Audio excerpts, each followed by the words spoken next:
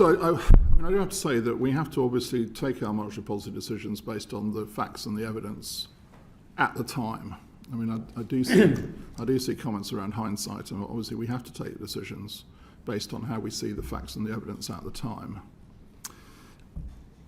You mentioned the issue of sort of external supply shocks, and I think the best way I can think of sort of putting a sort of calibration onto that is to say that at the forecast peak in inflation that we currently have, which comes in the fourth quarter of this year, so that's when it goes, I'm afraid, over 10%. And I should emphasise that, I do not feel, at all obviously happy about this. This is a bad situation to be in. But it's notable that 80% of the overshoot over the target at that point is due to energy and tradable goods. So that's the piece that I would put into this category of things that have happened, and particularly the impact on global prices that is coming through to this country. And as you said, I mean, there's been a series of supply shocks going on most recently, and this really is a big factor in the change since we were last here, and in the May report, the impact of the war, Russia's invasion of Ukraine. And of course, we find, afraid we do, as others do, we can't predict things like wars. I mean, that's as you, I think, were implying, that's not really in our power. I'm not sure it's anybody's power, really.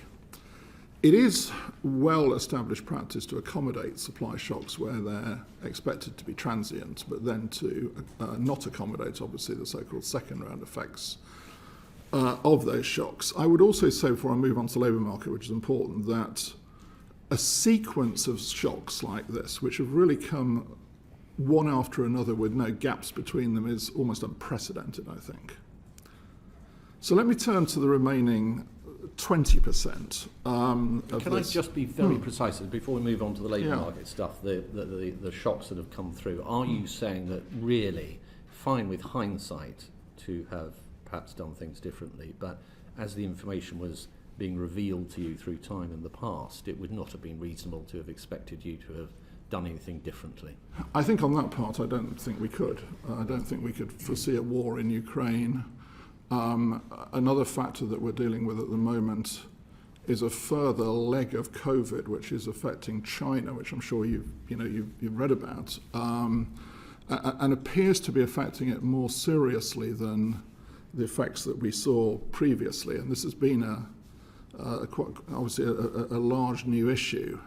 The zero COVID policy that China has pursued up till now has caused dislocations in China, but our assessment is that actually it hasn't caused, those dislocations have not caused major economic effects. That's not what we're seeing now.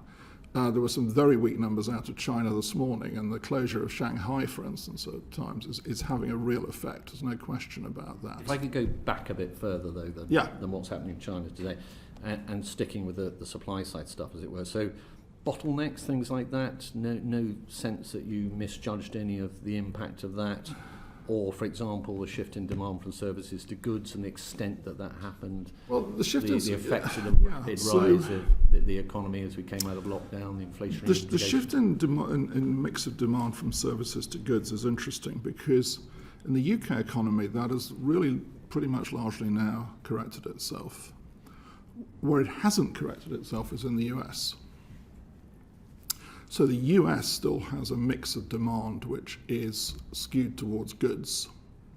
And if anything, the progress that the US was making in readjusting that balance has been disrupted by the recent rise of COVID again.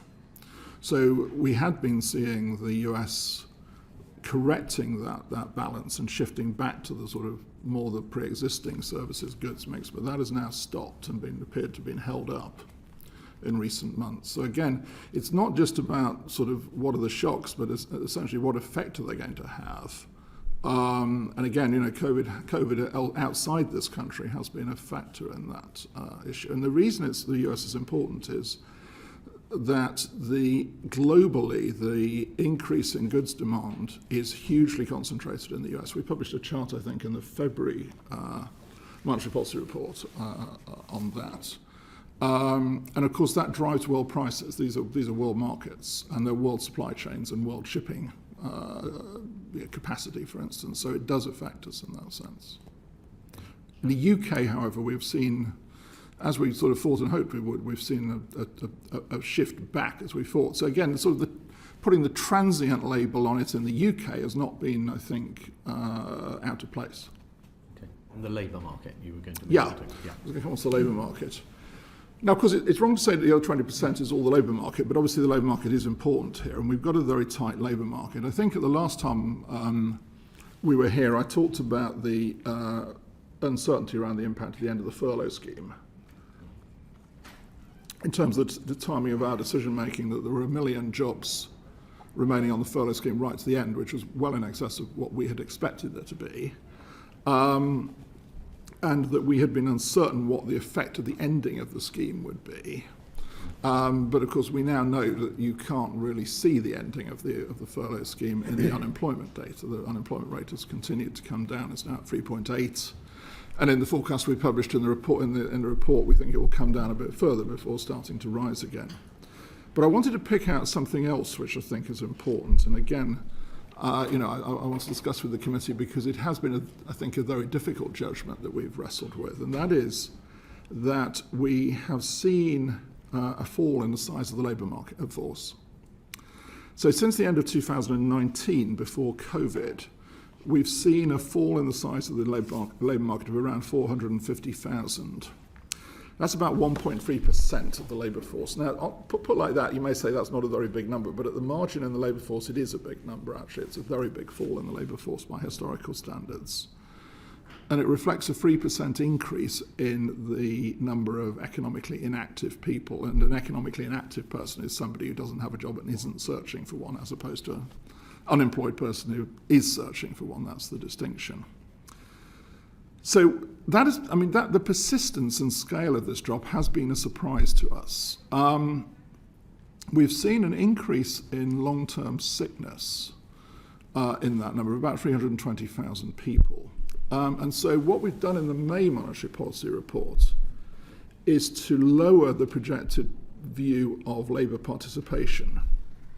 So we're now, our thinking now is to assume that labour participation remains flat. So that's at around 63% of the working age population, whereas we had been assuming it would recover, at least somewhat. We'd thought in February we'd put in a recovery to about 63.5. Why, just in terms of the number, there's 320,000 that didn't go back into the workforce. Why did it take you by surprise, and what mistakes did you make? Can I come on to that? I'll tell you the sort of thinking.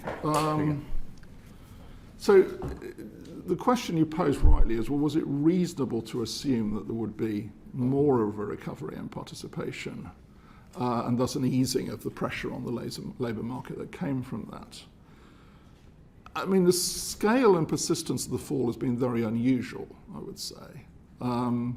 If you go back to the period after the global financial crisis, there was a much smaller fall in the labour force, but it was recovered much more quickly after that.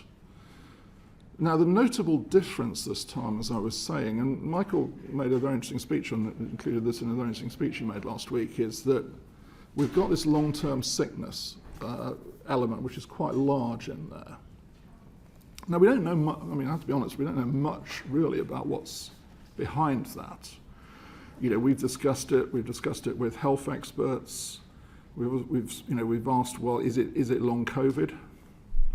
Is it people with, as some health economists have suggested to me, is it people with other pre-existing conditions who feel insecure about going to work in the COVID era? It's possible. I think if you trace those things out, you sort of reach somewhat different conclusions about what they mean for the return to participation in the labour force in a sort of era when COVID's declining. But what I would say to you is, I readily admit that this is an area where we have to be scrutinised. These are very fine and pretty hard judgments to make, to be honest, I have to say.